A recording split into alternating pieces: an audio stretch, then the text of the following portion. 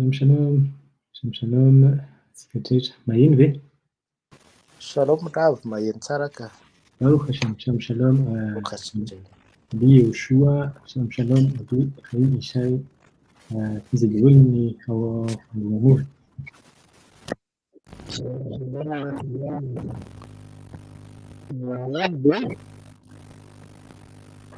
Iza tem zay?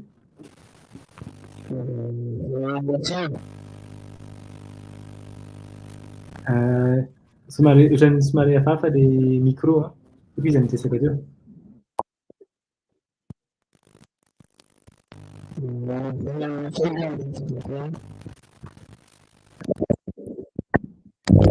Iza tashiny?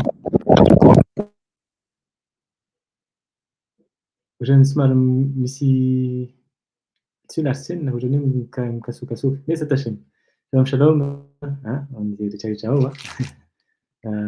Anoza antsika amin'ity Yom Shelishi ny korony Sha'arei Kedusha ny Rabbi Chaim Vital. Ho an'ny izay tsy nanaraka ny mbola tsy nahita ny cours nefa natao hatramin'izay dia manasa nareo manaraka ny cours tany aloha satria etsika tonga dia hanohy efa misy zavatra maromaro zany resahana dia raha ohatra ka tsy hita ilay zavatra niresahana tany aloha mety tsy ho azy fa za zany tsy hiverina amin'ny fanazavana sony fa tonga dia tohizina Bezat Hashem ny bokin'ny Rabbi Chaim Vital amin'ny Sha'arei Kedusha. Alohany hanomboka sao dia misy fanontaniana aloha tamin'ny cours natao farany. Bezat Hashem. Baruch Hashem, mbola tsisy fanontaniana Rav avy aty amin'ny Rabbi Yehoshua. Iny, toda rava. Rabbi Chaim Ishai. Dia misy fanontaniana na anao na olona izay rehetrarehetra ao.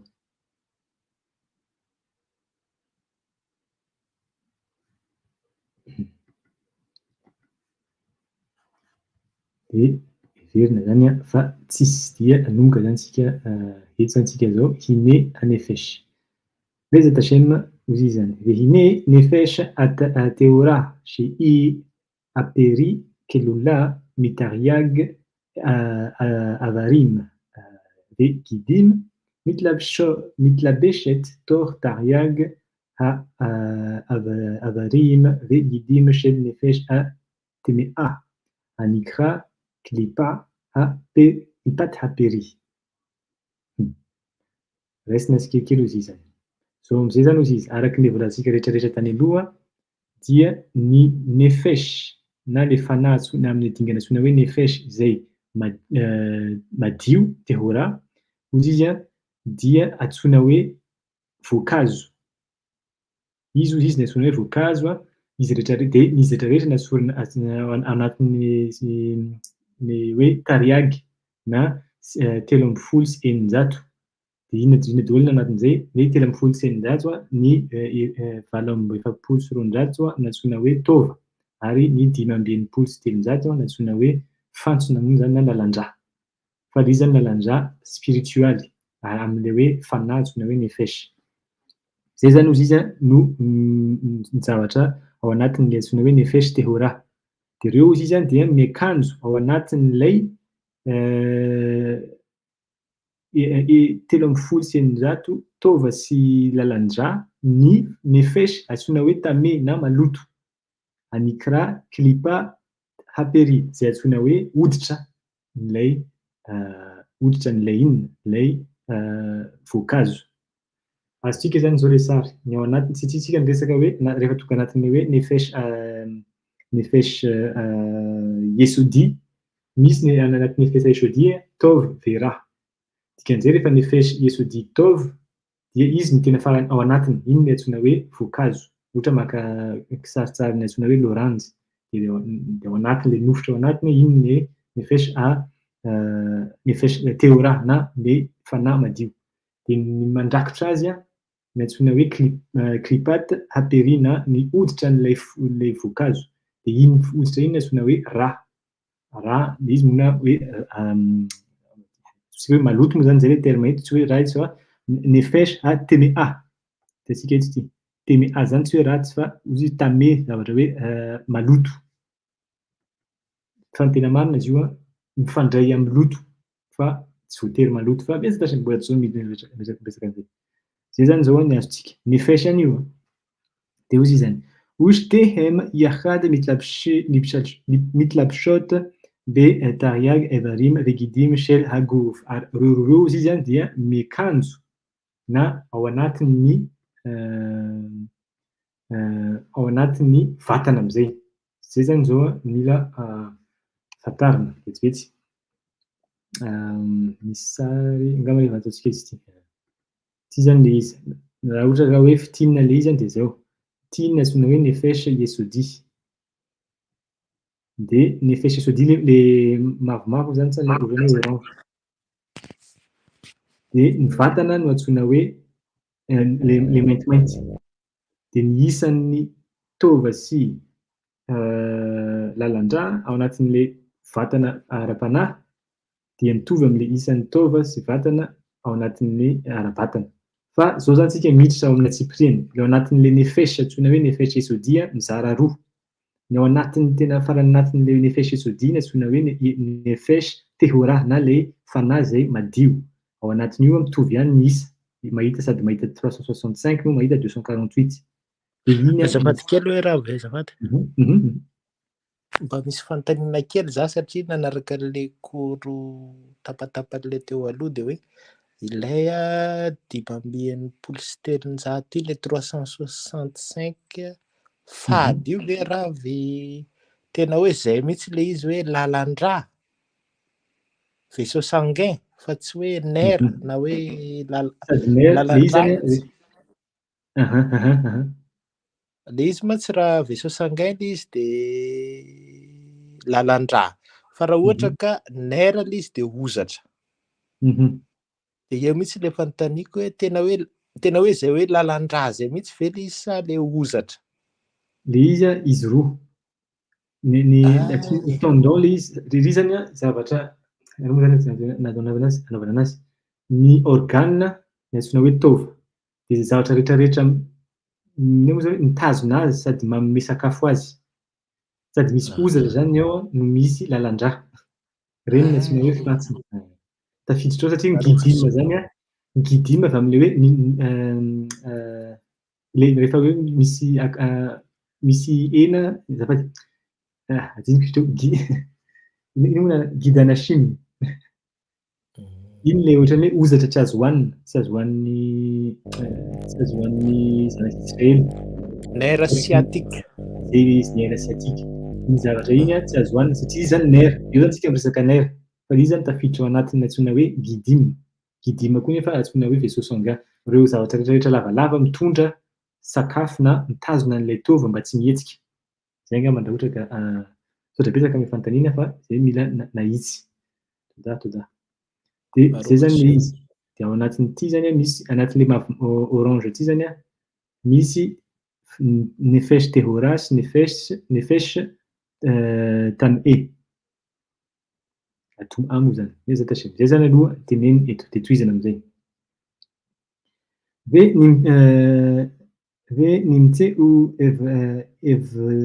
evre azafady nefèche tehora tor evre nefèche hara. Evre nefèche hara tor evre haguf. Vehine kol echad mishte nefashot elu tsarichim mazon ruchanim leitkayem. Zao zany izy izy. Araky rehefa rana zany zay lôjika zay, lasa angamba ataontsika alohantsika haka fotoana satria reto le mila teknika, mila mazava tsara. Angamba ny eto ty no ampiasaitsika.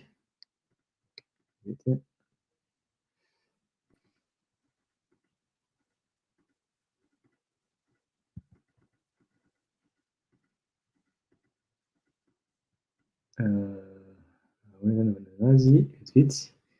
Angamba ataoko ohatran'izao.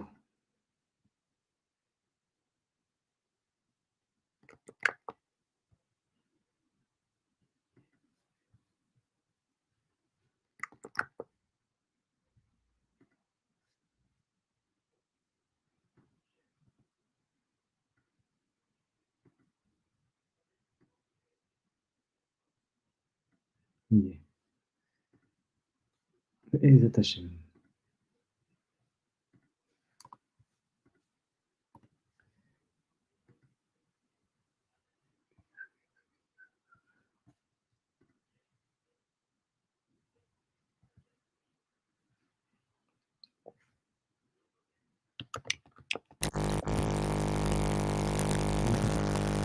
Misy fanontaniana?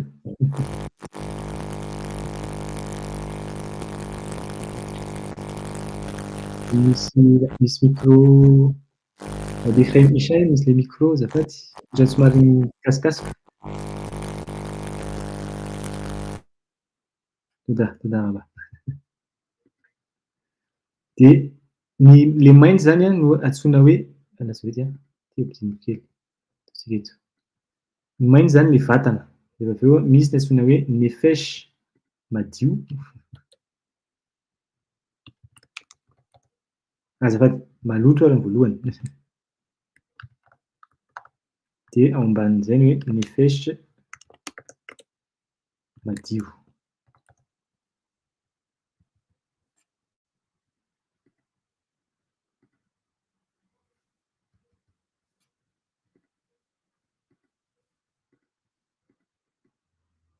Raha ohatra ka misy olana amin'ny micro décret misy aza misalasala afaka manoratra ato amin'ny partie discussion angambany. De zay zany hozy izy. Raha ohatra zany hozy izy misy tôvy anankiray anatin'le ino zany andraso averiko eto zay hoe STM ok ve nimtsa'o evre nefesh hateora toch evre nefesh ha'ara. De misy tôvy anankiray io zany zay anatin'le fanahintsika le toerana antsoina hoe teora le orange moa zany de azafady le mavomavo le maitso misy fitaova zany ao anatiny. De ino izy de voarakitra ny nefesh anatin'ny antsoina hoe TMA na maloto de iny no ao anatin'ny voarakitra anatin'ny vatana. Ezata shim. De ino amizay hozy izy hoe iny kol aha mishte nefashot elo tsarihim mazon rohani leitkayem. Zao izy mila fantarina fa reto fanahy reto na fanahy antsointsika hoe maloto na le fanahy madio de tsy afaka mila amena sakafo rohani, mila sakafo rohani ry zareo fa tsy afaka raha ohatra ka tsy amena sakafo de maty. Fanontaniana.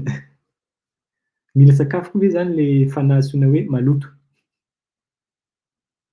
Satria inona ny teneniny teo? Averiko ihany veine kol ehad mishte nefashot. Izy roa reo izy am'ireo fanahy anankiroa. Tsariha mila mazon sakafo rohani spirituel avy amin'ny roa leitkayem azahoan'jareo miexiste azahoan'jareo misy. Fanontaniana inona mila sakafo zany amena sakafo zany antsoina hoe nefesh antsoina hoe tehora sy nefesh tum'ana ny fanahy maloto. Inona ny sakafony zany? Raha ohatra hoe mihevitra zany tsika ohatran'izay de ohatrany hoe ohatra hoe maloto zany le izy sady avy amin'ny rà tokony tsy amena sakafo fa tokony asorina. Sa tsy zay? Tokony omena sakafo. Hay fa ahoana? Sakafo maloto. Sakafo maloto no omena azy? Ie. Afaka zavanao kely hoe inona ny tianao tenenina inona ohatra hoe maka ohatra. Tiako tenenina hoe tokony satria hoe mila mazona le anankiray de le tia hoe mila sakafo maloto io mila hoe mazona raot. De inona ny antsoina hoe sakafo maloto? Hoanintsika zany le izy? Tsy hoanina. Hay, fa atao ahoana? Hoan'le nefashot. De ny tiako tenenina zany raha ohatra zany hoe zay zany le izy de ahoana fomba fataontsika amin'izany zavatra zany? Inona le sakafo antsoina hoe maloto amena an'le nefesh maloto?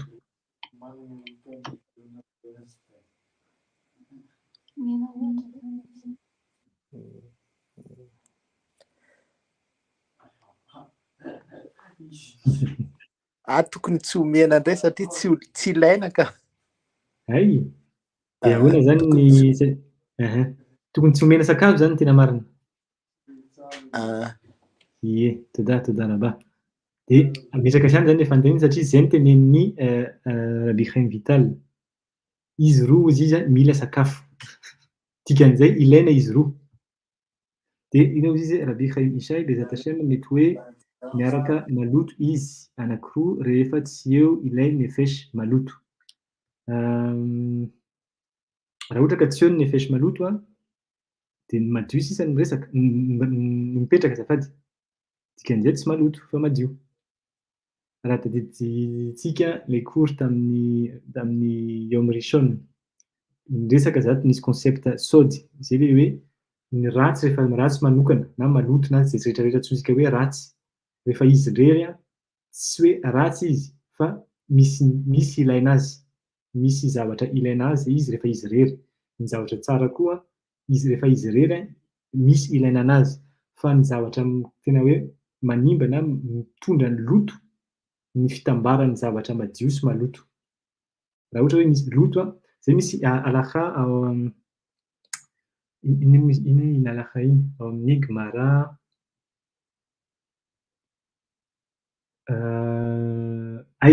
halakha rehefa mitsara ny mpitsara tany niandry tany reo fitopolo ry zareo, 70. De raha ohatra ka hozy izy ireo mpitsara 70 reo tonga de miara-miteny miteny izy rehetra hoe coupable le olona, inona ny zavatra mitranga, patory, afaka ho azy le tsy ino afaka ho azy le fitsarana, tsy coupable intsony izy satria ny olona rehetrarehetra hozy izy miaraka miteny hoe coupable le olona. Zany inona ny anatra anatin'izay, dikan'izay raha ohatra ka hoe ny mpitsara rehetrarehetra miteny hoe coupable le olona de nefa misy anankiray mitsangana hoe tsy izy, de zay izy vao coupable.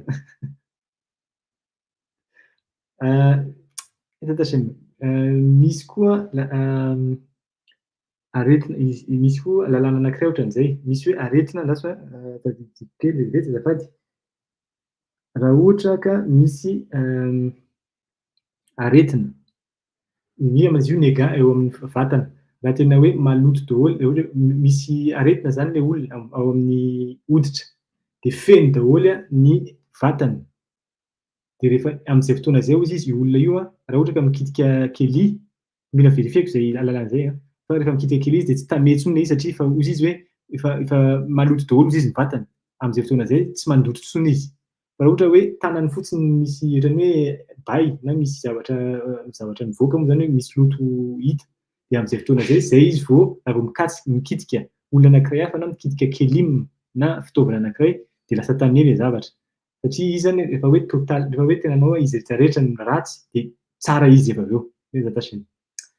Fa tsika zany tsy ny tiako tenenana tamin'izay hoe eto ilaina zay mihitsy ny afatry Rabbi Chaim Vital hoe izy roa de mila sakafo satria ilaina izy roa, tsy miteny hoe rehefa hoe nefesh io maloto, ohatran'ny hoe tohizatra ihany le ohatra nalain'ny Rabbi Chaim Vital. Raha ohatra ka misy voankazo maniry any amin'ny ino zany hoe any an-tsaha de tsisy hoditra le izy fa tonga de le voasary iny fotsiny mipoitra, inona ny zavatra mitranga? Hoan'ny biby ary simba le izy fa tsy afaka mivoatra moa zany lasa hoe sakafo azo hoanina. Fa satria eo le antsoina hoe hoditra, zay le fanahy tenenitsika hoe fanahy maloto, fa tsy maloto le izy fa fanahy miaro an'le ao anatiny. Raha tsy teo iny raha eo iny zay izy vao afaka mitombo ary azo hoanina ny ao anatiny. Mitovy amin'izay zany ity, ilaina le hoditra. De dikan'izay misy sakafo omena anazy azahoany miaro amin'ny antsoina hoe pnimi na ny zavatra ao anatiny le voankazo zay hoanina. Zay zany fa jereo amin'izay tohizana ny fanazavany Ari Akadosh mpianatry Ari Akadosh Rabbi Chaim Vital. Hozy izy במנם מזון הרוחני של הנפש הקדושה נמשך אליה על ידי קיום התורה הכלולה מתרי"ג מצוות כדמיון תרי"ג איברי הנפש, גם הם ונקרא לחם. Zay hozy izy, inona hozy izy ny sakafon'ilay fanahy antsoina hoe tahor na madio rehefa ny olona anankiray Adama manatanteraka ireo 380 didy napetraky ao anatin'ny Torah moa zany tena marina. Ary tsy misafidy izy fa tsy maintsy alaina izy rehetra rehetra satria fandray amin'ny 380 ino izy teo tova sy lalandra sy ozatra. Zany zapitsika zany izy lalandra sy ozatra. Zay ao anatin'le nefesh na le fanahy antsoina hoe fanahy madio. Dikan'izay, zay ny sakafony. De ahoana izy fiantsoanan'le izy? Lehem. Ino natao hoe lehem? Mofo. Rehefa miteny zany zao ao anatin'ny Torah hoe misy mofo marina fa antsoina hoe lehem. Lehem gashmi, misy ny tena hoe mofo voaray tanana. Fa misy koa nefa mofo antsoina hoe spiritual. Aveza zany mofo zafady spiritual zany. Vokatry n'ilay misy voty rehetra rehetra zay narahana. Ny fanajana ny fady sy ny fanaovana ny fomba. Zay ny antsoina hoe lehem na sakafondreo tova sy lalandra spiritual. Azafady, mety hoe misy fandraisany koa zany le izy ary amin'ny sakafony ratsy hoe raha manaraka ny tantaran'ny Esavy sy Jakova. De Esavy lasa natao hoe Edom manolo izy hoe tia raha. Edoma satria mena le raha. Mety misy fandraisan'izay le fampianarana. Bezarata Hashem. Ie, misy fandraisany ka. Misy fandraisany izy satria Esavy rahalany Jakov. Jakov nakan'ilay ilana antsoina hoe tov na tehora, tsara na madio. De Esavy no zany hoe fikitra tamin'ilay antsoina hoe raha fa izy zany tsy ndika hoe tsy ilaina Esavy. Zay zavatra satria inona ny fantatsika amin'ny Midrashim. Rehefa tonga izy any amin'ny andro farany any de tapaka ny lohan'ny Esavy de tafiditra ao anatin'ny Mahpela any amin'ny toerana misy an'ny Avraham sy Sara sy ny sisa. Ireo ray aman-dreny zany avôty. Ina dikan'izay? Vatan'ny Esavy tsy ilaina fa asorina fa ny lohany avo be ary manana mendrika izy miditra ary apetraka ao anatin'ny kever na fasan'ireo avôty. Dikan'izay misy teshuva ho ataony Edom na Esavy. Zay le teneniko hoe le izy marina fa rehefa miresaka zao tsika de hoe Esavy zany olona mamono ny zanak'Israel. Fa aza adiny fa izy rahalany Jakov. De be dia be misy zavatra be dia be azo resana momba an'izay amin'ny resaka indrindra amin'ny fotoana iainantsika zao antsoina hoe Yemot HaMashiach fa mbola tsy zao miresaka an'izay. Tsy hoe mbola tsy zao fa manaraka izy resana. Dimy andeha Bezat Hashem. Kemo shekatuv lehu lahmu be lahmi. Arakan'izay voasoratra anatin'ny Mishleo izy lehu lahmu be lahmi.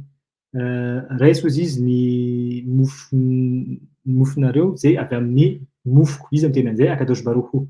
De ina le hoe mofonareo zany le tena hoe gashmi fa aleo avy amin'ny mofoko izy ina ny mofony Hashem. Hazo shalom asika tsy mieritreritra hoe mofo mitovy amin'ny mofo hoantsika. Fa io le mofo ina dikan'izay alachot, ny mitzvot positif sy ny mitzvot negatif. Reny izy no akanareo ny lehemanareo. De asika zany efa manao amotsi lehem min haaretz. Efa tarina zany fa sady mitazona ny antsoina hoe lehem gashmi na le mofo tena ara-batana. Fa mila manana kavana hoe io koa le mitzvot na Hashem. Namen Hashem. Hashem. Lahmi.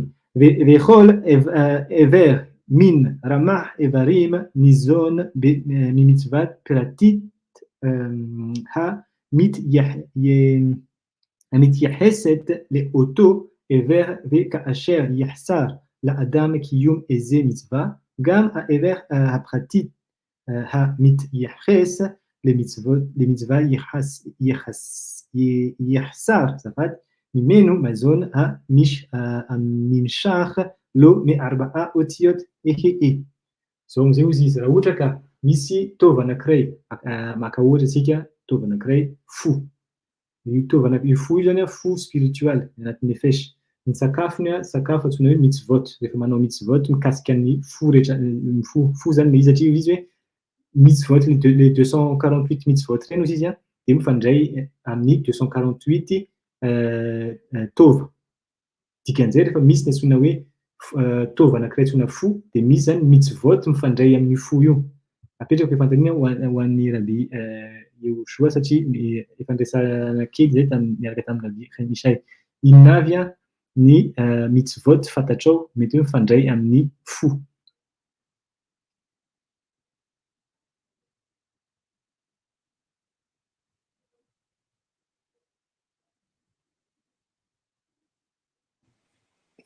Ny chala. Ahoana ny ifandraisan'izay? Afaka hazavanao? Satria ny vehivavy no manao chala de akaiky ny fo.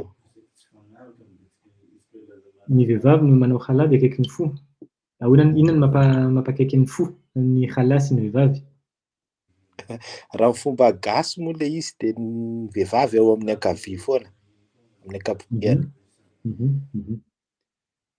Misy ifandraisany izy ny tena marina fa misy mitzvot misy azafady mitzvot positif tena mora kokoa no tonga de fantatra hoe mifandray amin'ny fo le zavatra. Raha fantatry Rabi Yehoshua.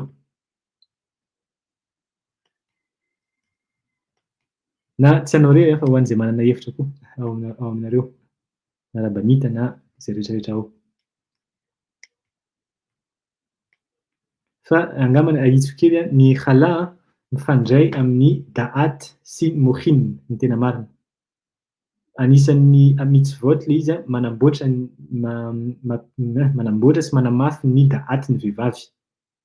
Fa ny da'at moa zany tsy maintsy mifandray foana amin'ny fo fa ny tena asan'ny chala indrindra rehefa manao hoe afrashat chala mila mieritreritra amin'izay hoe fanamboarana an'ilay da'at kal na ny ano zany fadikany aleo tazomina ny da'at kal fa tsy fantatra ny andikana anazy somary sarotsarotra fa le sefira antsoina hoe da'at ny vehivavy antsoina hoe kal na maivana de mba hoe tsy ho maivana le izy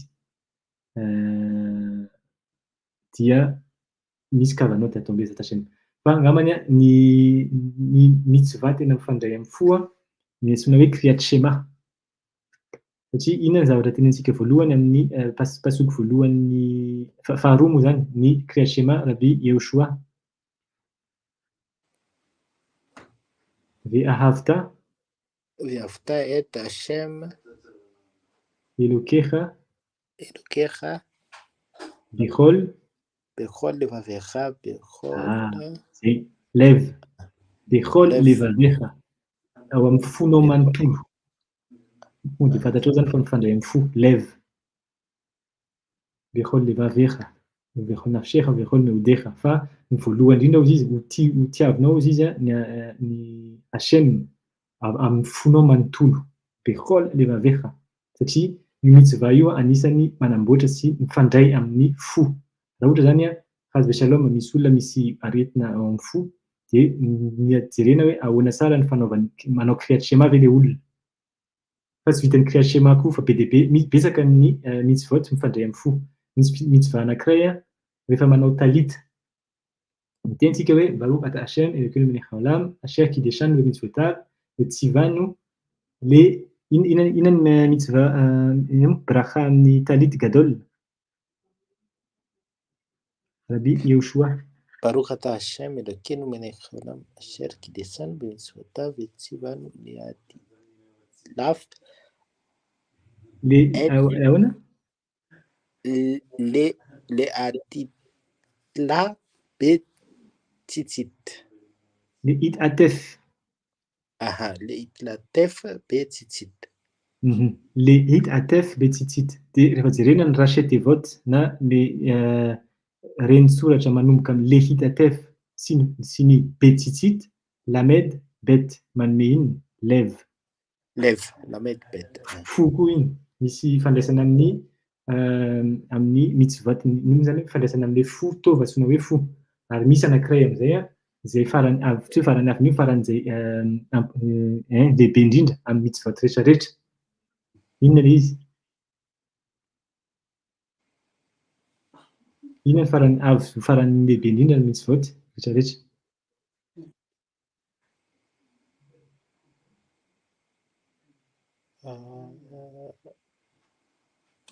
Farany lehibe tefilinina. Ny tefilinina amin'ny tanana mifandray amin'ny fo fa araky ny tenenin'i Bekhray Mishay, Kenegety Kolam. Inona ilay izy? Fianarana Torah. Limud Torah Kenegety Kolam. Ny fianarana Torah hozy izy dia avo indrindra, atao hoe Kenegety Kolam, avo indrindra amin'ny rehetrarehetra. Satria maninona antsoina hoe Limud Torah? Satria rehefa mijery isika manomboka ny Torah, manomboka ny hoe Bereshit, bet ny fanombohany. Dia rehefa jerenao ny soratra farany mamarana ny Torah, Israel, Lamed ny farany. Dia Lamed ny farany miaraka amin'ny bet voalohany manome lev, lev ny antsoina hoe fo. Iny zany tena anisany mifandray be amin'ny fitaova antsoina hoe fo. Rehefa ohatra zany te hanamafy ny fo ara-spiritual dia inona no atao voalohany? Mianatra Torah. Zay fotsiny. Inona ilay Torah? Torah amin'ny dingana efatra, fa tsy hoe Torah fotsiny. Amin'ny dingana efatra, Pshat, Drash, Pshat, Remez, Drash, Sod. Zay tasiana. Zay zany hozy izy hoe ny tova anankiray zany dia mifandray mitzvah anankiray. Ary eto izy milaza hoe anankiray fa misy tena marina anatin'ny fo be dia betsaka ny mitzvot tafiditra ao anatiny. Fa eto izy maka ohatra hoe fitaova anankiray mitzvah anankiray zay. Zay tasiana. Dia inona hozy izy? Raha ohatra hozy izy zay zany. Raha ohatra hozy izy ka tsy omenao sakafo io tova anankiray io, le fo, inona dikan'izany? Tsy manao kriyat shema sady tsy mianatra Torah. Dia inona hozy izy zavatra mitranga? Dia tsy ho ampy hozy izy ny sakafon'io fo io. Dia mireraka izy voalohany indrindra. Zay tsara. La mitzvah yechsar mimeno mezono namshir lo be'arba'a otiot yudke vavke. Ary tsy ho azo sakafo mihitsy hozy izy zany io fo ara-spiritual io, araka amin'ny rokhani, satria iza hozy izy avaiza ny azahoana an'ilay sakafo avy amin'ilay anaran'ny Hashem yudke vavke. Zay hitantsika fa inona ny tena ao anatiny, pnimi, tena ohatra zany mijery hoe vatana, dia rehefa misy fanahy, nefesh yesodi, nefesh sirli, dia ao anatin'ny nefesh sirli ao misy ny yudke vavke. Dia avy any no mivoaka ny antsoina hoe sakafo spiritualy. Azahoan'ireto nefeshot reto na ny fanahy misakafo. Dia iny yudke vavke iny zany satria tsy mianatra Torah sady tsy manao hoe kriyat shema sy ny sisa, dia manjary tsy manome sakafo an'ilay fo spiritualy. Inona hozy izy zavatra mitranga? Kamo shekatova ve'ata mahaye et kulam. Araky ny voasoratra hozy izy hoe anao Hashem hozy izy no mamelona izay zao rehetra zao. Inona dikan'izay? Satria avy amin'ny anaran'ny Hashem yudke vavke no mivelona zany ilay vatana ara-spiritual zany miaraka amin'ny tova sy ny lalandra sy ny ozatra zafady. Bahem taloy im kol amitzvot kemo she ameru arabotenu zal yudke im shemi shasa ve vavhe im zafady ve vavhe im zichri ramach. Zao hozy izy satria hozy amin'io anaran'ny Hashem io no mifototra ny mitzvot rehetrarehetra. Fanontaniako zany, mitzvot pozitif hozy izy, satria fanontaniako zany fa inona zavatra teny teo, mitzvot pozitif hozy izy dia mifandray amin'ny iza amin'ny yudke vavke, dia mitzvot negatif mifandray amin'ny iza amin'ny yudke vavke. Zay zany hitantsika eto.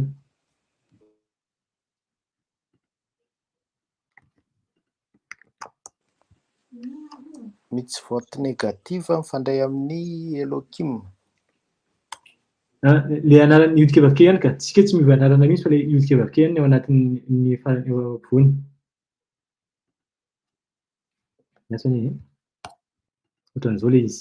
Vety.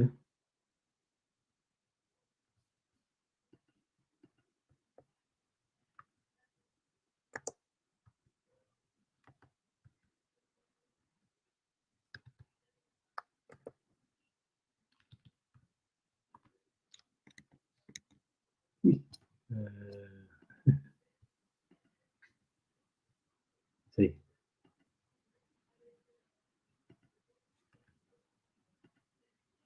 Ny iody sy heo izy a no mifandray amin'ny misy vote négatif na ny fady. Reto no antsoina hoe misy vote négatif. De reto indray ozy izy a vavy he no mifandray amin'ny misy vote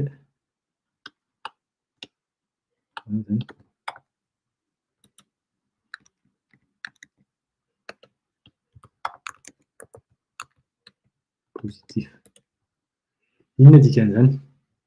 Ny fomba sy fady a any amin'ny mohinina, any amin'ny abasy ima, any amin'ny atido. Zay ny zavatra teneniny voalohany. Inona dikan'izany? Ny fitandremana fady a miainga avy amin'ny rehefa misy olona anankiray zany a mahavita mitazona fomba ary manaja ny fady, inona dikan'izay? Manana hery ny sainany, mahery saina moa zany na hoe mahery ny mohinany, ny atido, satria avy any ny misy vote négatif. De ohatra indray misy olona anankiray mahavita azafady misy olona anankiray mitazona manaja ny fady, tsy mandika fady. Ohatra hoe tenenina hoe aza mihinana sakafo tsy kasera any ivelany, aza atambatra ny ronono sy ny hena sy ny sisa.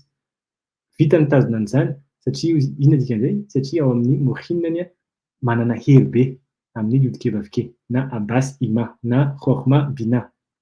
Ny olona mahavita mitazona fady zany sady misy tonga de hoe afaka tenenina hoe misy fahendrena ary misy fahalalana amin'ny matoa izy manaja, manana fahaizana izy, hainy le hoe misy zavatra matoa tsy azo dikaina ny fady.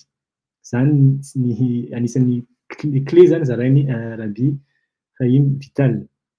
Jereo zany a raha ohatra ka misy olona any ivelany sarotra azy mitazona ny fady, de misy tsy hoe misy olana fa fantatra zany fa ny odike na ny mohinany a mbola somary maivamaivana, mbola afaka hazo shalom raha ohatra ka misy olona manipule anazy na olona ohatra hoe te hambakambaka anazy, de manjary mety manaraka fotsotsotra le olona satria mbola tsy mahavita mitazona an'ireo fady. De izay mitovy am'izay koa ny fomba, ny olona manana ny fomba na mitazona ny fomba, manao ny fomba de ao amin'ny vavy he.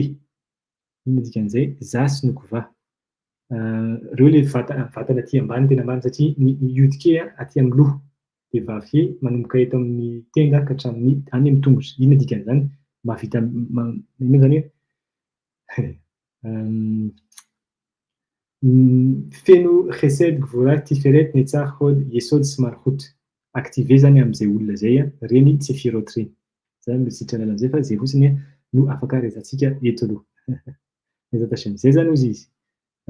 Misy fanontaniana ve satria mba andeha amin'ny pasoka chapitre manaraka, chapitre fa paragraphe manaraka. Tsisy fanontaniana?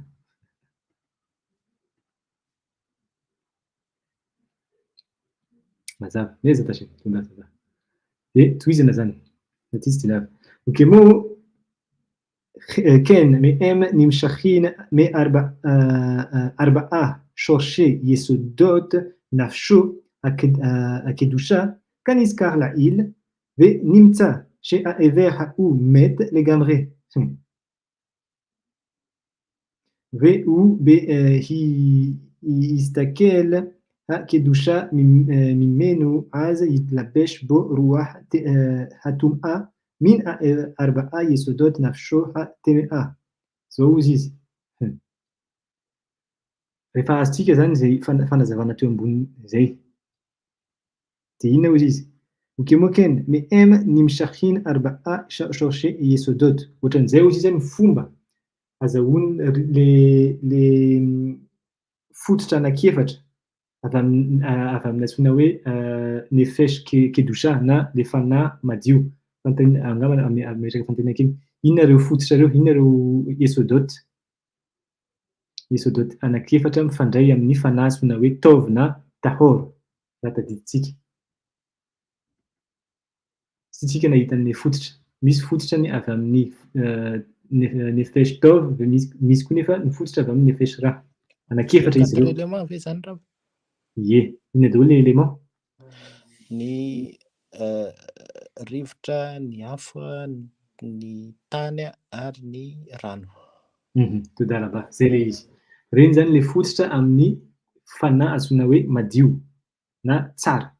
De reny ozy izy raha ohatra ka tsy venimitra chez ou mety le gambe rehefa maty ozy izy zany ireo misy taova anankiray ozy izy maty.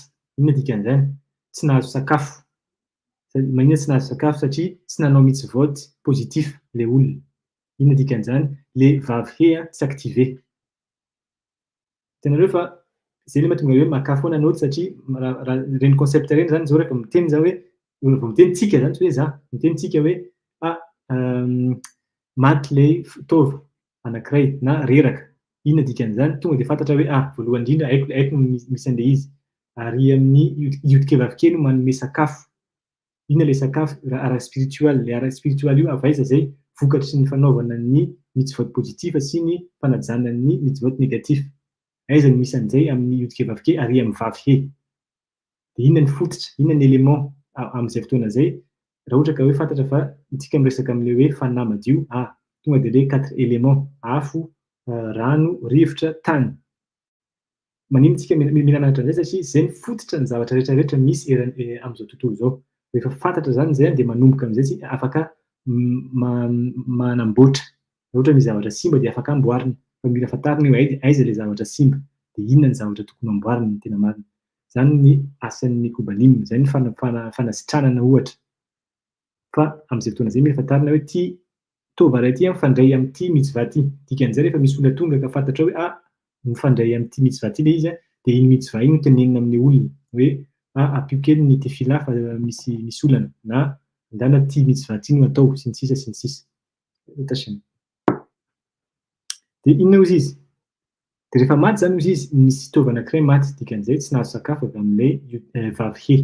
Satria isika miresaka 248 eto. Hever na taova. O be istaklek akedosha mimeno aza itlabesh bo roah tumha.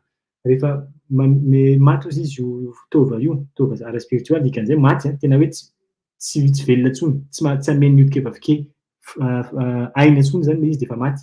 Inona zavatra mitranga?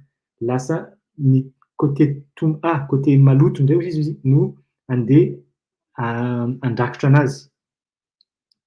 Itlabesh bo roah tumha. Le tsy vitany fotsiny hoe nefesh fa ny structure ambony nefesh antsoina hoe roah. Fa roah avy any amin'ny côté maloto no mandrakotra azy. Na inona koa zay raha ohatra ka adikako amin'ny teny amin'ny toerana misy antsika zao, fofona maimbo. Zay ny anisan'ny ahafantarana hoe misy zavatra maty. Hitantsika io roah tumha, rivotra maloto. Inona dikan'izany? Fofona maimbo. Raha vao misy fofona maimbo mila fantarina fa tonga de faty misy zavatra maty zany ao anatiny. Raha ohatra zany misy sakafo, manao sakafo ka fantatrao fa ohatran'ny hoe te handoa hazo shalom le olona nefa le izy sakafo hoanin'ny olona dikan'izay aleo tsy mihinana. Satria sarotra ny manao an'izay.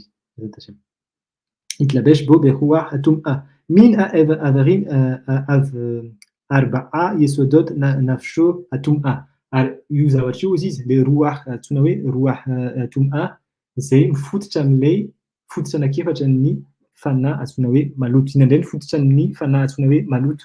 Rabbi Yehoshua. Tsy eo intsony izy.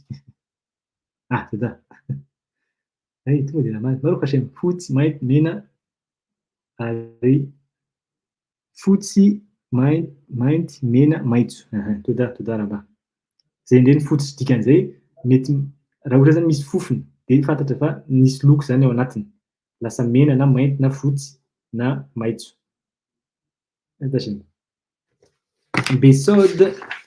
Besod iny. Masha amro rabotenu zal lo nitma'le tsur ela me hubana shel Yerushalayim benimtza ha'ever ha'u nizon lehem tameh migoal misham.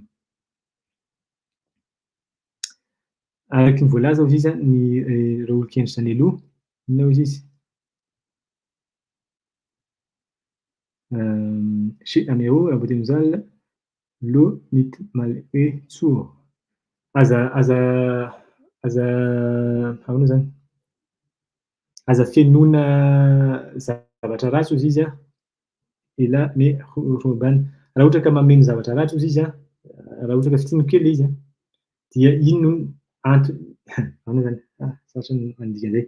Inona hoy izy ny antony nanimbanan'ny vilen'i Jérusalem satria nameno zavatra ratsy. Inona zany zavatra ratsy nofenoina? Reny le hoe maty daholo zany ny taova masina ao anatin'ny vatana spiritual antsoina hoe vilen'i Jérusalem, maty daholo. De inona ny zavatra mitranga? Roi, rà na zavatra maloto daholo zany ao anatiny. Mandrakotra an'ilay taova spiritual. De rehefa zay zavatra rehetrarehetra miaraka amin'ny spiritual de mifandray amin'ny vatana na toerana materialy. Satria mila fantarina fa ny vilona anankiray de mitovy amin'ny Adamo. Misy lalan-drà. Inona antsoina hoe lalan-dràn'ny vilona? Ireo lalana. De inona antsoina hoe taova? Ny trano, na trano iangonana, na trano ipetrahana, na trano iasana. Reny a organe. Mila fantarina fa ireto zavatra resansika ireto a afaka mivoaka. Tsy hoe mivoaka fa mijery amin'ny lehibe. Ohatra zany hoe ao anatin'ny vatana anankiray olona iray zay alehibiazina ilay izy de lasa inona? Fianakaviana. Ao anatin'ny fianakaviana misy tokantrano.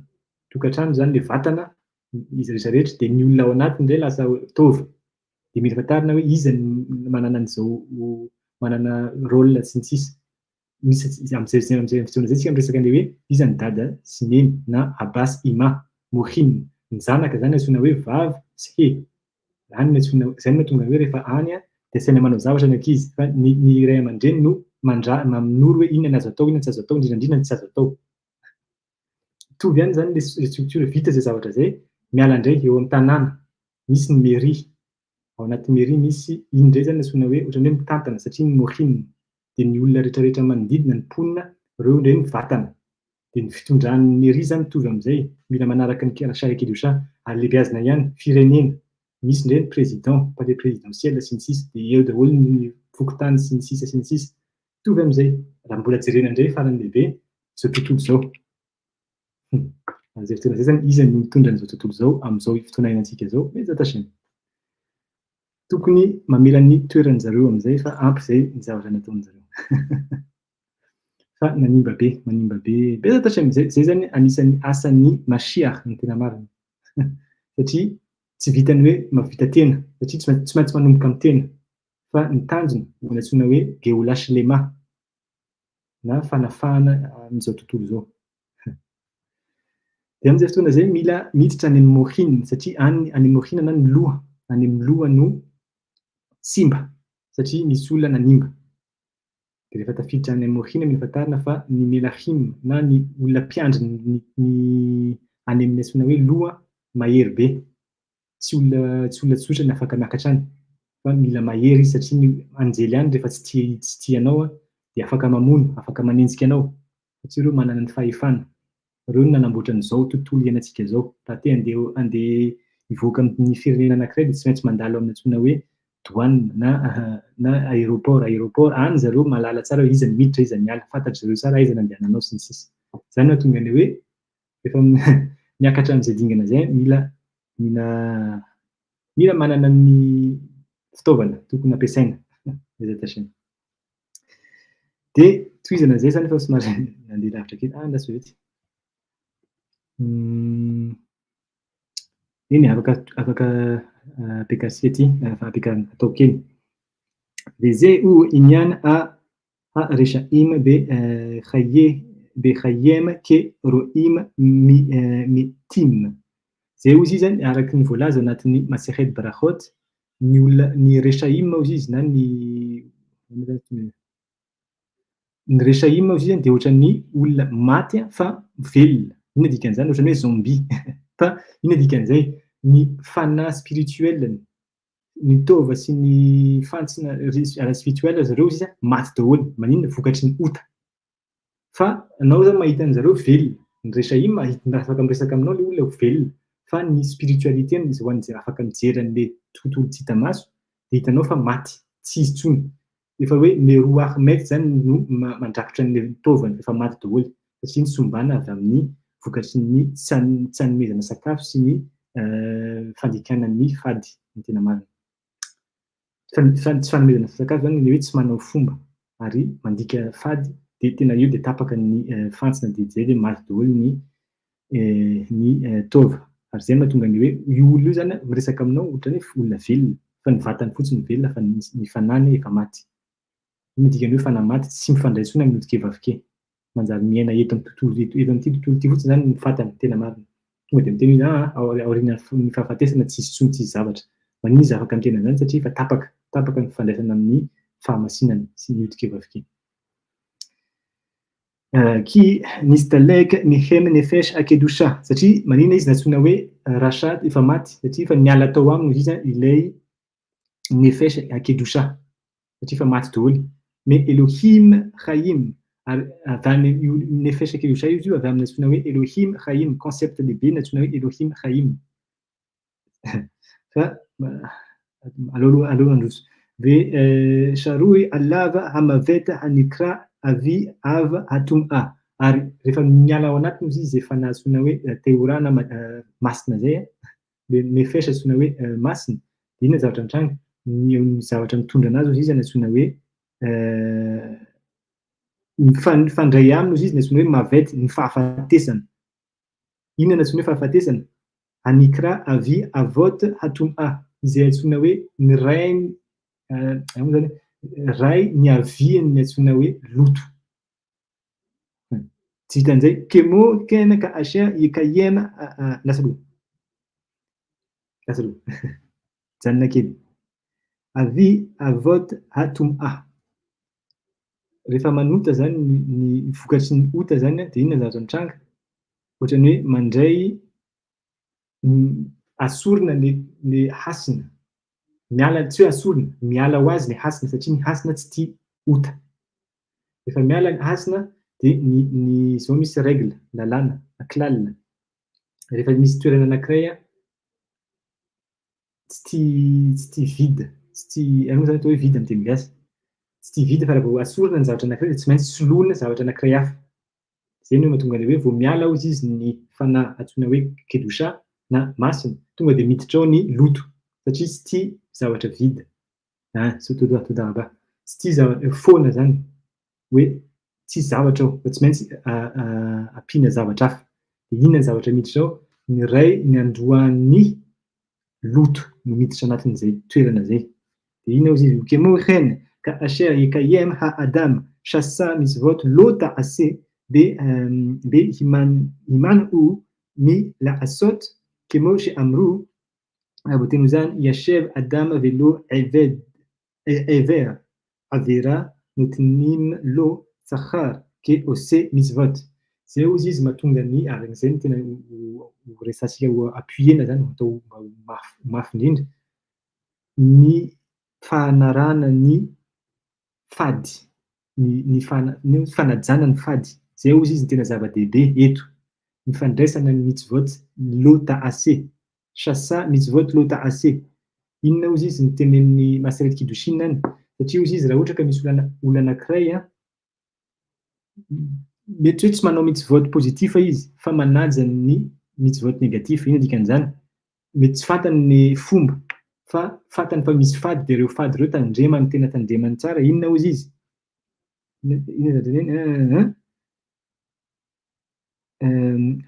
Vrai notenim lo sachar de vokatry ny fitazomany fady de mahazo mérite izy ohatran'ny olona nanao mitzvah positif ohatran'ny nanao fomba. Tsy haiko na zava-dehibe zany zavatra zany satria inona dikan'izay? Ny fady mila tandremana ny olona mahay manaja fady na mitandrina ny fady dia ohatran'ny olona mahalala fomba satria tsy ohatrany nahavita mitovy amin'ny dingan'ny olona manaraka ny fomba sy manao ny fomba.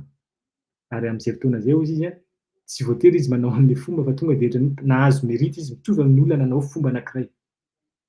Maninona? Satria hitantsika teo mifandray amin'inona le fady yodike avy aty ambony ohatran'ny hoe aba sy ima na dada sy neny moa zany raha ohatra ka dikan'izay aba sy ima. Mohin. Zay ozy izy ny Kiddushin miresaka an'izay. yesh koa el Amazon ha ruhani ha aniskar be kayimo mitzvot ase le himasher derech tzinorot she'em shasa gidim shel הנפש, לחיות הרמ"ח איברים שלה. וזהו זיז.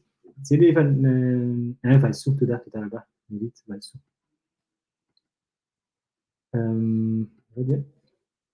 זה בין דסציקה תתו, גם הציקה, ותציקה טיפרגתי. הנה זה הרמטנגה זיז. מדיננה מיספות נגטיפה, נו אמבון קוקו, נו מיספות פוזיטיף. צו אמבון קוקו, ואינו תנמילה עד זין. Satria avy amin'ny alalan'ny mitzvot negatif na ireo fantsona no azahoan'ny tova mahazo ny sakafony. Raha ohatra zany Chazve Shalom ka raha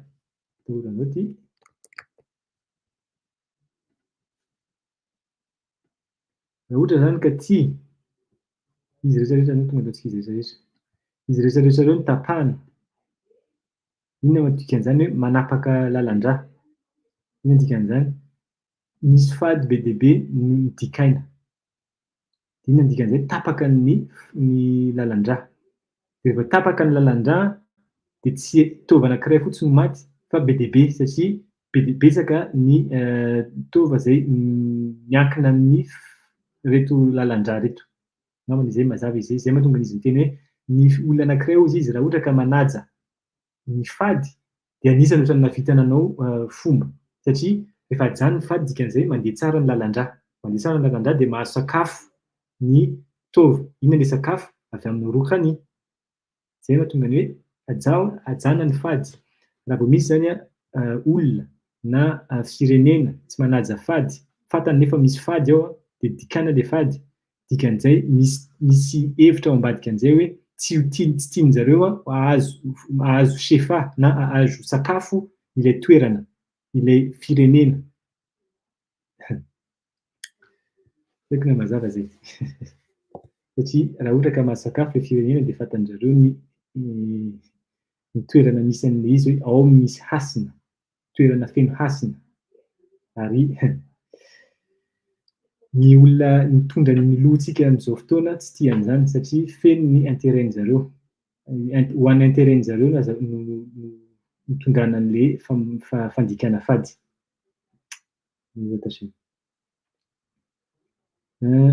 Reka asha יעבור על איזה עבירה מהם אז יסתום הצינור הפרטית ההוא המתייחס על אותה העבירה על ידי הזוהמת של מזון הקליפה הנדבקת שם. Zao izy zavatra mitranga tena miditra amina tsipiriany ny Chaim Vital. Inona izy rehefa ohatra ka misy olona anankiray zany manota. Inona zavatra ataony voalohany? Manatsentsina an'ilay lalan-drà. Tsentsina ilay lalan-drà. Dia voalohany zany misy shefana sakafo tonga fa mekely ilay izy satria tsentsina ilay lalan-drà fa mbola mety mivoaka ihany. Dia ohatra ka tohizina ihany izay fanotana fady izay dia mifeno ilay loto satria izay nenteny teo zoamaty. Inona io zoamaty io? Io antsoina hoe zoamaty nahash. Mifeno ilay izy dia manjary tsentsina dia tsy mandeha intsony ny rà. Tsy tonga any amin'ilay tova intsony zany ilay rà tokony na sakafo azafady tokony ho azony. Izay zany anisan'ny voalohany. Misy indray anankiray tena manapaka, tapaka mihitsy ilay izy. Dia amin'izay fotoana izay ny fanamboarana azy sarotrarotra. Amin'ity mety mbola afaka amboarina izy satria misy antsoina hoe tikkun. Tikkun ohatran'ny hoe mandoro an'ilay zavatra mandraikitra anatin'ilay tsinor, ilay fantsona. Tikkun zany hoe fanamboarana. Dia rehefa manao tikkun zany olona anankiray dia inona dikan'izay? Manadio ny fantsona, azahoan'ny shefa midina. Zay zany fanamboarana azy voalohany. Fa misy hafa koa Chazve Shalom tena tonga dia hoe tapaka. Izay no mitsika hoe tapaka lalan-drà zany voalohany indrindra any amin'ny cerveau mohin. Inona dikan'izay? Ho an'izay olona manana zany hoe inona mitzva mifandray amin'ny mohin dia hoe olona anankiray tapaka lalan-drà. Bezat Hashem. Ametraka fanontaniana fotsiny. Fa tsy miandry valina. Inona hozy izy? Alide mazona aklipat dia tsy vitan'izay hozy izy sady rehefa manota zany dia iny mitombo ilay loto ao anatiny. Avy aiza io loto io izy, io ny sakafony antsoina hoe clipa. Iny le sakafo à clipa. Le loto mitombo ao anatiny io zany ny antsoina hoe mazone à clipote. Iny ny sakafon'zareo. Dia iny zany no tsentsina. Any de bec sham ou que ou que chez yi vache atsinor gam ken mit yabesh ever haou af alpi chez lo yusar legamre que inyan miche yahsar mimeno eze mitzva assez omnam yipol bo mum. Araky ny teneny eto. Dia raha ohatra zany zay zavatra zay no mitohy, azafady etsika teo, dia manjary simba ozy izy ilay tova zay miankina amin'io ahatongavan'ilay mazone sakafo spiritual tokony ho azony. Satria tsentina izy dia manjary lasa misy moma zany moa lasa maratra, misy simba ilay hever na tova. Zay zany no resantsika amin'ity aloha. Andraso hoe vetsy. Afaka atao ity satria ty angambany farany. Ty paragraphe farany aloha hitana Bezat Hashem. ולכן צריך האדם לחפש בכל כוחו לקיים כל תרי"ג מצוות. זהו izy mahatonga ny olon-kendry milaza foana fa tokony miezaka ny olona rehetrarehetra manaraka ny 613 mitzvot na ny mitzvoty didy 316. Zay vitany rehetrarehetra hozy izy tokony ataony. Zay le resantsika hoe ahoana ny fomba anatanterahana azafady ny didy 316 nefa ny akamaroan'ireo didy ireo dia any amin'ny tany antsoina hoe Israel. Ny anatin'izay didy ireo koa misy ny didy manokana ho an'ny koanim. Raha ho dikan'izay hoe zany hoe ny Israel tsy mahavita manao ny asa mitzvot azafady ny koanim satria zay le izy ny mitzvot na didy manaraka ny Kohen na ny sorona tsy mitovy amin'ny Israel. Dia misy koa nefa adidy moa zany tenentsika hoe adidy mikasika ny Israel tsy azo ataon'ny Kohen. Todava. Dia zay zany le izy hoe ahoana ny fomba anatanterahana an'ireo satria tsika mamaky foana mila manao 613 mitzvot hoe mila atao daholo nefa raha ny tena marina rehefa miaina antsika tsy mahavita 613 mitzvot zany mihitsy. Fa amin'ny herinandro manaraka resantsika hoe inona zany no azo atao. Fa satria tsika amitan'ity fotsiny tsika vitantsika le paragraphe Bezat Hashem dia mijanona eto tsika amin'ny manaraka amin'izay fanontaniana zay. Ahoana ny fomba anatanterahana an'ireo amin'izao fotoana indrindra. Ary zay koa tsy eo intsony telopolo nefa feno misy vote, feno adidy na didy tokony atao mifandray amin'ny telopolo. Dia ahoana ny atao? Tsy havita 613 mihitsy zany tsika. Azo shalom. תרי"ג מצוות כאשר יקיים איזה מצווה עשה יכוון להסיר מהעבר הפרטית של נפשו המתייחס על המצווה ההיא זוהמת הקליפה ההיא ואזי תחול עליו עבר המצווה הקדושה היא אחר הסתלק הזוהמת. זהו זיז. כוונה voalohany zarainy Rabbi Chaim Vital rehefa anao mitzva anankiray. Zao zany ozy izy ny tokony atao. Kavana voalohany zany tokony ananana isaky manao mitzva. Voalohany ozy izy rehefa anatanteraka mitzva anankiray, dikan'izay mitzva positif, dia mieritreritra hoe ty mitzva ataoko ty dia ifandray amin'ilay tova ara-spiritualy.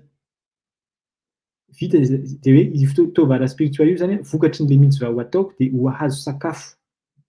Ary io sakafo io dia andalo amin'ny evarim, amin'ny gidim azafady na lalandrà spiritualy. Dia le fahazavana miditra anatin'io lalandrà io izy anadio ary anala ireo zoama izay zoamana loto zay mety anakana an'io fidinan'le fahazavana. Zany zany kavanana mila ananana isaky manao mitzvah. Raha ohatra ka anao ady lakataner shabat ny vehivavy, de mieritreritra an'izay. Na de tsy fanta tsara hoe inona le tôvy mifandray amin'ny ady lakataner, fa mieritreritra hoe alohany anonona an'le bracha sy andrehitra ny afo, de mieritreritra hoe Hashem ty mitzvah ty mba hifandray amin'le tôva tsy tamaso miaraka amin'ny antsoina hoe ady lakataner, azahoan'le shefa midina ary anadio an'ilay fantsona na tsinor zay mety hoe misy tsy hoe nety zay misy zoamaty satria mandoto le izy vokatry ny ota rehetrarehetra, de mba ho adio izy zany de am'izay midina ny fahazavana. De zay vao miteny an'izay Baruch ata Hashem liadlik ner shel shabat, de ampirehetina. Zay kavana anankiray. Na isotro rano mitovy am'izay. Misotro rano de anatin'ny hoe mitzvah misy hoe bracha bénédiction. Mieritreritra hoe mba ho tonga any amin'ny vatana toerana rehetrarehetra zay mila rano chesed, na anao chala zay mitzvah rehetrarehetra, anao tefila. Zay le texte tenentsika rehefa manomboka tefila hoe leshem yichud kudsha berechu. Shem haute yud et haute fe mifandray io zany yudke sy vav e, io zany hoe mitzvah positif sy négatif ao anatiny. كل من ذات فلان إذا كان شو شبه يكون إليون لحظات لحظة هذا السنة أصلا إنه إني نحن بين تفينات أولش حديثة شن بعدين شتيكن أنا مثلا نقول بعد اثنين جي عنيز مسورة شتيكن أبرام فيهم لبشلهم أزي كل مزفوت أكلولات بح لتكن شخشة بمقام عليون إن دي كان زين ni vizany kol a mitzvot aklunot ireo mitzvah rehetrarehetra zay tazana tafiditra ao anatin'ny antsoina hoe tfila satria anatin'ny tfila miactive misy feno mitzvah be deaibe tenenao feno brachot ao feno kavanot sy ny sisa feno misy ketoret misy korbanot sy ny sisa de ireo mitzvah rehetrarehetra zay mifandray amin'ny tefila ao izy dia le taken ho anamboatra zay le tenen'ny Rabbi Chemita leto. Inona antsoina hoe tikona ny tenentsika teo, anasorana an'le loto ao anatin'ny fantsona na lalan-drà. Zay ny antsoina hoe tikona, vokatry ny tikona de asorana zany le loto rehetrarehetra. Le taken et shorsha bemakom elion, anamboatra izy an'ireo fototra any amin'ny toerana avo. Inona toerana makom elion, resaka rukhani, inona ny rukhani, ao anatin'ny nefesh de efa izy zay, efa rukhani. Zay mahatonga antsika hoe isaka manomboka tefila ty misy hoe leshem yichud kudsha berechu mila tenenina. Zay zany ny kavana mila ananana fa atao zao izy amin'ny mitzvah rehetrarehetra zay tokony ho tanterahana be zata Hashem.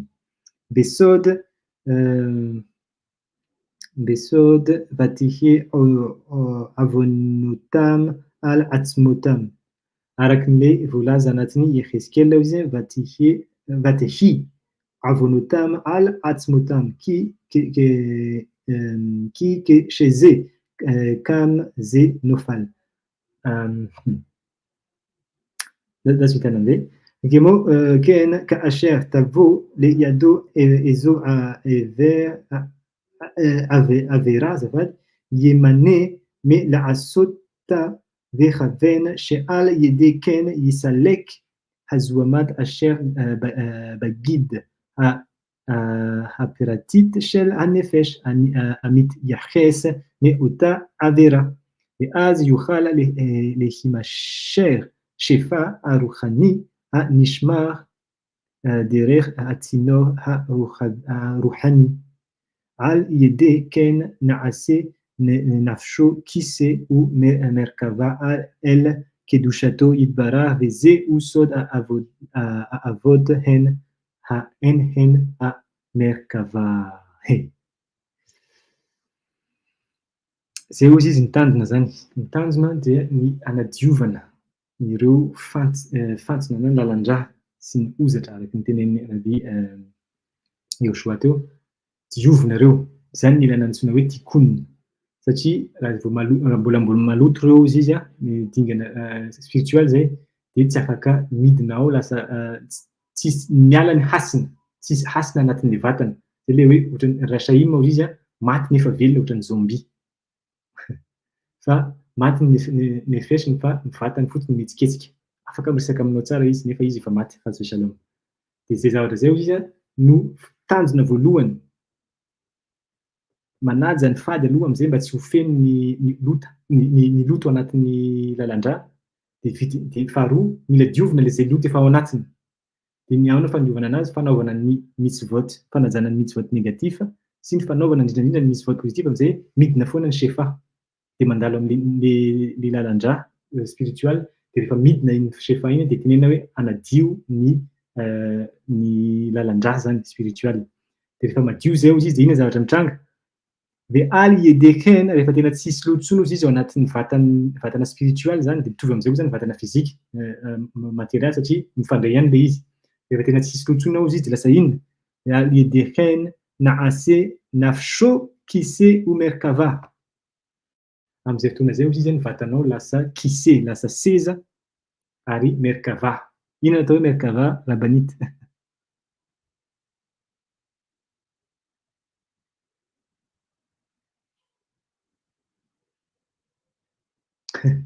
Kalesa, toda raba. Lasa kalesan'inona? El kedushato. Ny hasiny iza? Idbarar, izay nahary, hasin'ilay nahary. Zay zany le hoe rehefa miresaka atsika nipetrahan'ny zanahary ny olona anankiray, inona dikan'izany? Misy voalohany indrindra ny tena marina olona ipetrahan'ny zanahary zany efa amin'ny dingana ny fanany efa afaka mety hoe vitsina zao ny loto ao anatin'ny fanany. Iny dikan'izany manaja ny fady izy. Zay fotsiny. Zay zavatra itovizantsika amin'ny fombantsika malagasy. Ny olona ampiasan'ny zavatra tsy mipetrapetraka fatany amin'ny olona le zanahary voalohany indrindra. Fa misy fandraisany mety hoe izy avy efa ao anatin'ny fianakaviana na mipetraka izy satria fantany fa mety misy olona manana hery hanaja ny fady de mipetraka izy. Na misy olona tena efa hoe manaja mihitsy ny fady, fantany daholo ny fady rehetra sy ny fomba tokony atao de mipetraka koa le fanahy, le zanahary. Zay no teneniny eto satria lasa sezanao ipetrahana, zay mahatonga hoe ipetrahan'ny zavatra. Kise. Tsisy zavatra rasy mihitsy ny fomba fa zay no tenena teo nitsombana ny loho, napetraka ny lohon'olon-kafa de manjary lasa ratsy izy am'zao fotoana fa El kedushat idbaha veze ou sod avot. Zay hozy izy le tsiambaratelo anatin'ny Bereshit Rabba, Midrash izy io, hoe ny avot na reo ray aman-dreny dia merkava. Izy reo ray aman-dreny hoe Abraham, Isaac de Jacob. Fa afaka tenena koa hoe ray aman-dreny. Satria ny ray aman-dreny rehetrarehetra zay nahanaja ny fomba sy tsy nandika fady. Dikan'izay zay ray aman-dreny masina manana an'izany fahamasina zany dina koa afaka ampiasaina ohatran'ny hoe kalesy na seza azahoana iakarana. Zay zany le izy. Baruch Adonai Leolam, amen de amen. Raha ohatra ka misy fanontaniana de aza misalasala. Misy fanontaniana ve aloha zao?